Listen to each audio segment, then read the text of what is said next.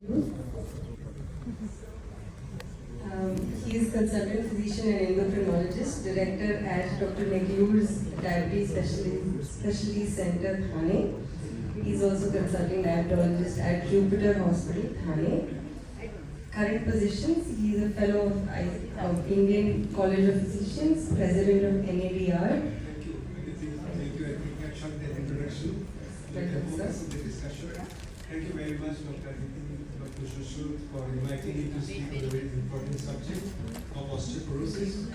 What do we think of osteoporosis management? And since I deal with diabetes, I'm going to speak on osteoporosis and diabetes. We go back in the history. In 1800, it was John Hunter who first time diagnosed osteoporosis.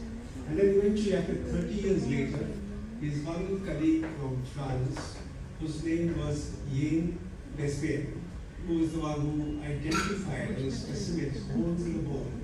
And he said there are holes in the bones in normal people also, and in people who are elderly, larger holes. And then he says porous, and that's when the osteoporosis unit came into picture. It's interesting to see there are many inventions done by surgeons in the field of medicine, not forgetting Banting and Best, who was also a surgeon who discovered insulin. So let's see about diabetes and osteoporosis. So Eliot Jocelyn was again a father of diabetology, and he was the one who said that management of glucose is very important.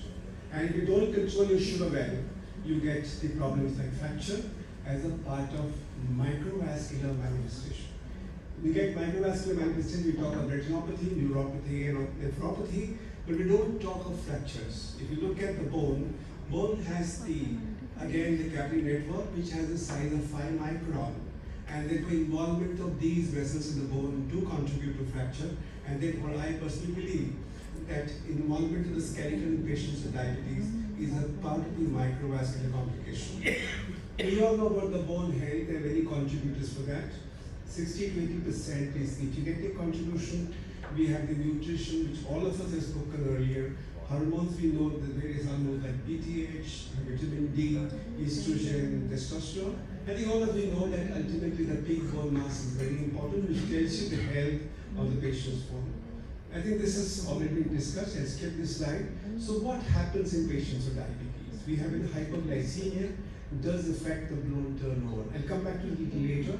The advanced lactic products hang on to the collagen, which is type 1 collagen that we see in the bone, and that accumulation causes the impaired bone material properties. And the duration of diabetes goes on and on. This process continues. And we also get the complications of diabetes like neuropathy, nephropathy, and retinopathy, and that again results into hypoglycemia and also falls very frequently, and the microarchitecture is also there, and that ultimately results into fractures in patients with diabetes. We know that the falls are very common in diabetic patients, predominantly because of neuropathy, but there are other factors as well, like poor vision, the osteoarthritis, the cardiovascular factors like arrhythmias, the cardiovascular accidents, hypoglycemia, and also low vitamin D. Now, talking about the disease of diabetes and the fragility is based on the excess amount of the advanced lactate product, which affect the collagen cross-linking, and decreased alkaline phosphatase also brings about decreased mineralization of the osteoid and binding of RAGE to the age. There are receptors for the age, and this combination brings in a lot of pro-inflammatory milieu, which ultimately results into increased bone fragility. So it's insulin resistance, which is also important for the bone health, and that's why the controlling of diabetes is very essential, especially in patients with diabetes with fractures. Now, this is a study from Taiwan, which looked at about 20,000 patients over a period of 10 years. And what did we see? As you see changes in the A1C, you increase fractures. You can see here, those patients who had A1C less than 6 had the less amount of fractures. Those who had A1C higher than 10 had more amount of fractures, suggesting that the hypoglycemia does play an important role in the management of patients with diabetes, especially with fractures. There are two important differences between type 1 and type 2. You see that in type 1, the incidence of fractures are pretty higher compared to type 2. In type 2, there is, of course, the fractures, but it is much lesser. Why am I worried about the diabetic patients and fractures? Because there is delayed healing, there is a higher risk of complications, there is higher mortality in these patients, and reduce independence existence because of the fractures in these patients. And this is the meta-analysis looking at 7 studies which says that the incidence of fractures is 5-fold higher in patients with type 1 diabetes compared to the general population. And it again says it's because of deficiency of IGF-1, because of insulin deficiency, the IGF-1 less, and therefore these patients have poor bone quality, and therefore they get fractures very easily in type 1 diabetes. Interesting though, in patients of type 2 diabetes, the BMD is higher. It's high by about 5% at the radius, 5% at calcaneus, and 3% at femoral neck. And this is a higher in BMD in patients with diabetes. And why do you get higher BMD in patients with diabetes? Is because as these patients are to obese side, and also the insulin resistant, they have high levels of IGF-1. And that's why these patients tend to have high BMD, yet they get fractures, despite the fact they have high BMD. And what's important here is the hyperglycemia, which affects the osteoblast and osteoclast, which brings about decreased bone formation, bone absorption.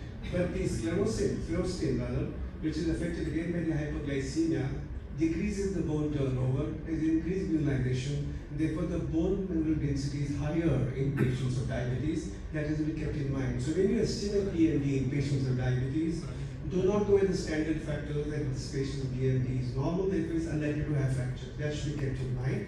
And I told you the reason why they get this is because the collagen being affected by the glycemia, and therefore this glycemia impairs the quantity of the collagen, and we all know that the bone has type 1 collagen, which because of hyperglycemia has the accumulation of the advanced glycogen product at various sites in the collagen, and that impairs the bone material and its strength. We all know about the DEXA scan, we all talk about it, I'll skip that. But the point I was trying to highlight is BMD's predictive fracture is at the higher level in patients with diabetes.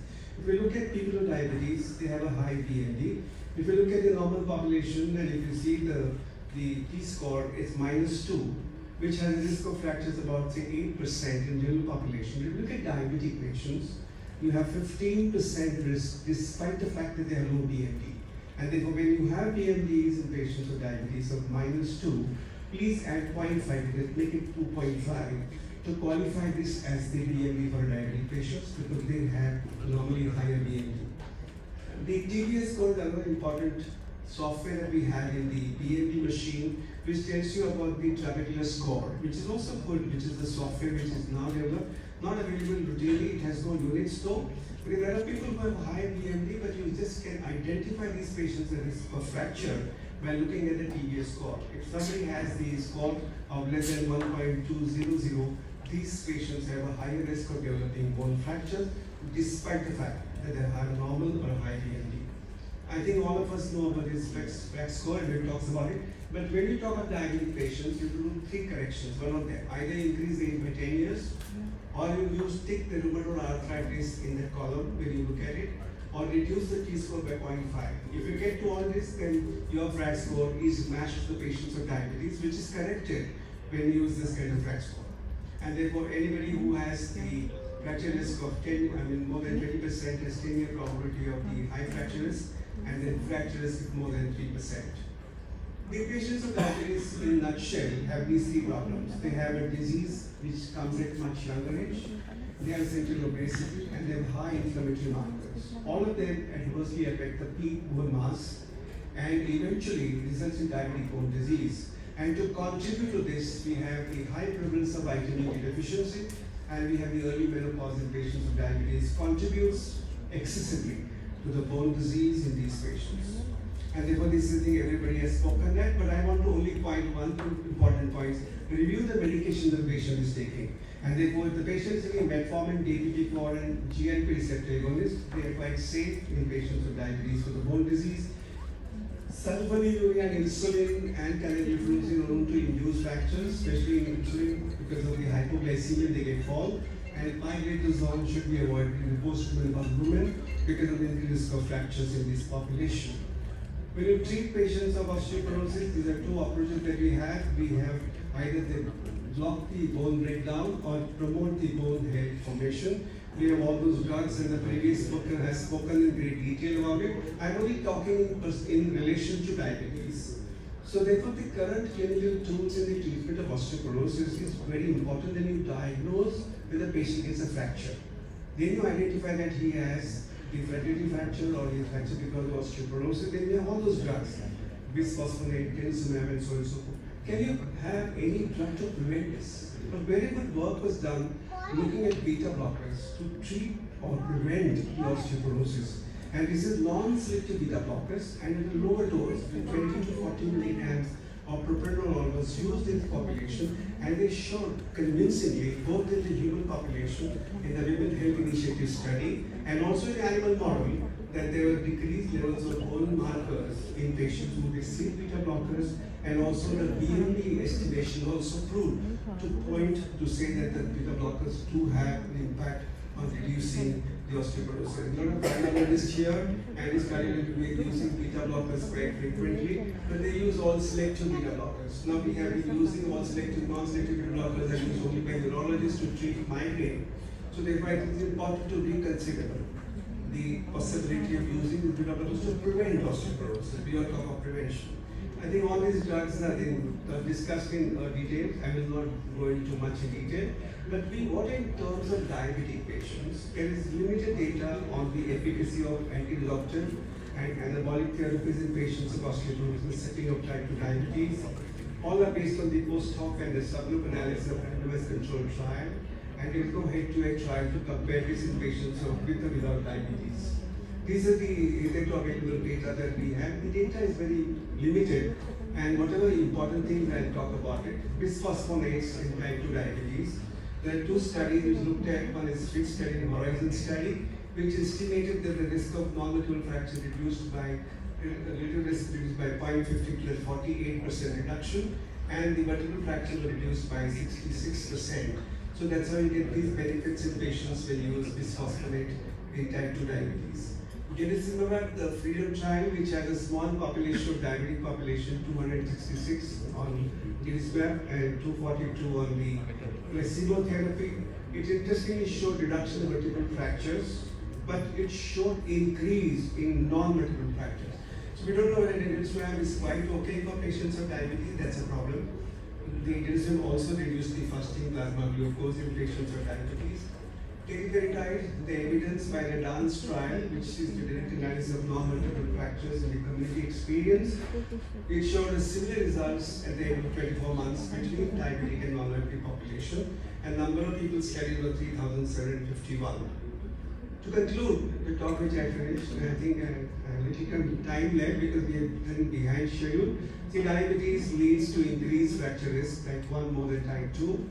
Fractures in diabetes portends a poor prognosis. Bone disease in diabetes must be treated. FRAC scores need to be adjusted in patients with diabetes. Both anti-disruptive and anabolic therapies are effective in patients with diabetes. With that, I conclude my work. Thank you very much.